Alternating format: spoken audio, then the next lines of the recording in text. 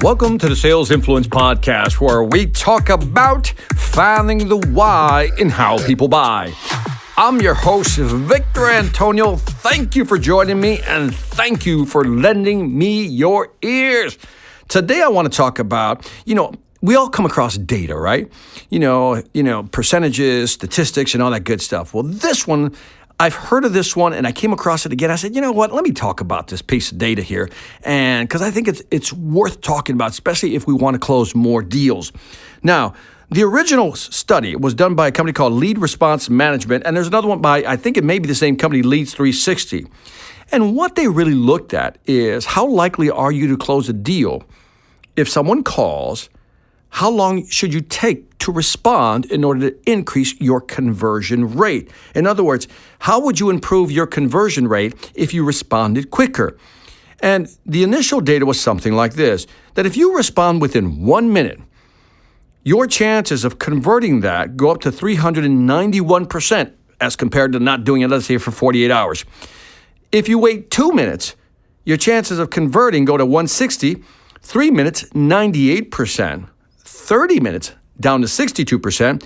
If you wait an hour, 36%. If you wait 5 hours, 24%. And if you wait 24 hours, your improvement on converting that lead is about 17%.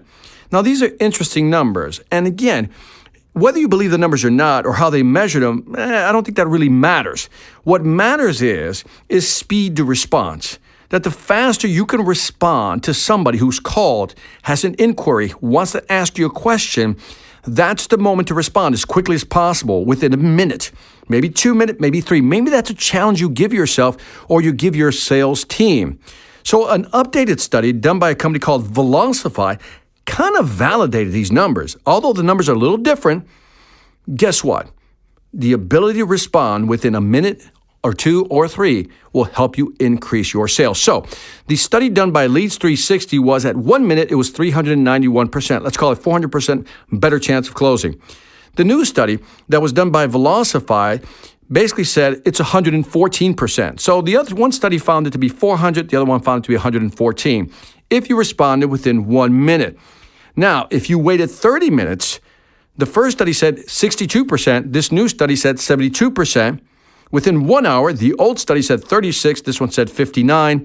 Within 24 hours, the old study said 17% chance of closing, and this one said 3% chance of closing.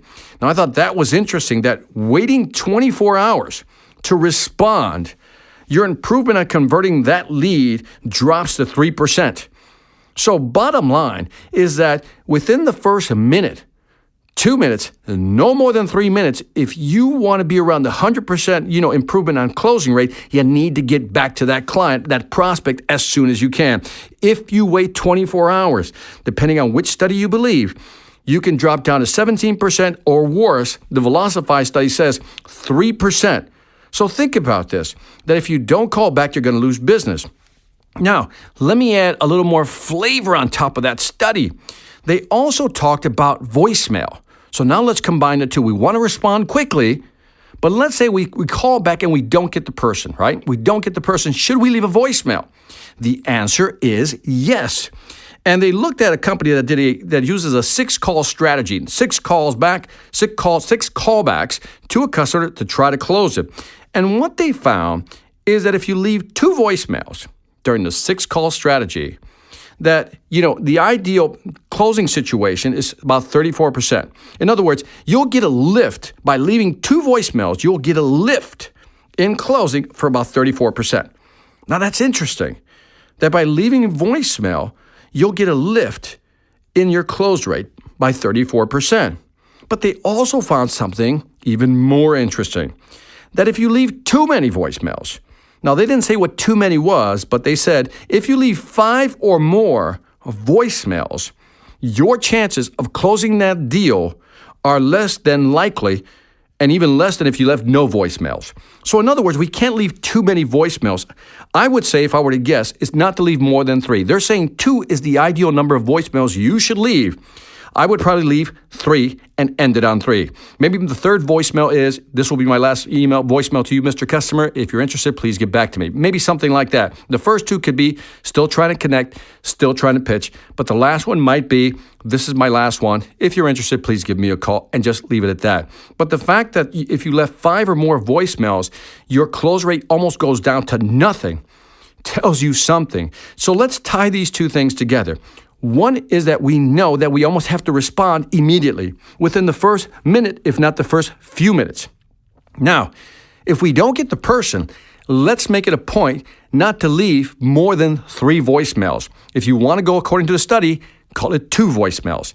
But again, do not leave 5 or 6 voicemails. That is a losing strategy, so I think this is worth keeping in mind. 2 big points again, I'm repeating myself just for effect. Within 1 minute, you can increase your chances, depending on whose study you believe, by 400%, 391 to be exact, or by 114%.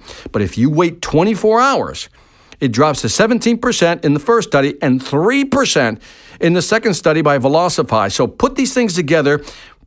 Make it part of your calling program. How would you use this? Is there a way to measure? See, that's a good question. Are you measuring how fast you're getting back to your customer? And if you're not, how could you do it? Can you find a way to do it?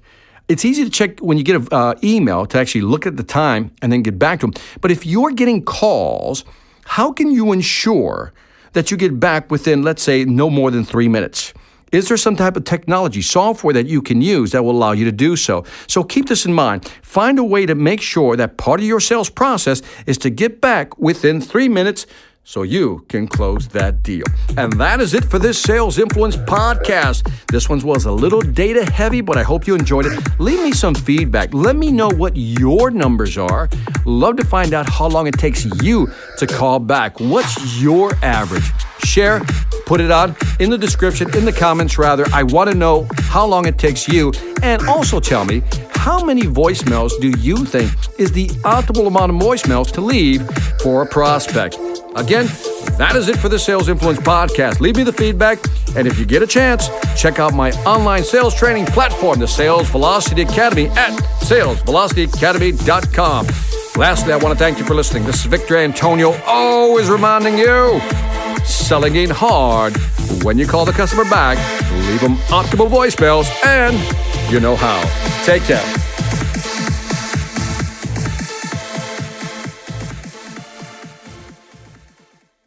Hi, I'm Victor Antonio. I'm an author, sales trainer, and keynote speaker.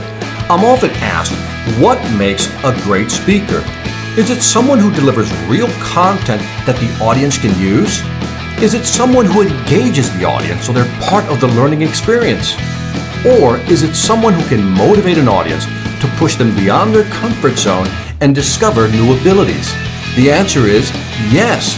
But the most important thing to remember is that I'm not there to look good. I'm there to make my client look good. Simply put, it's never about me, and it's always about them.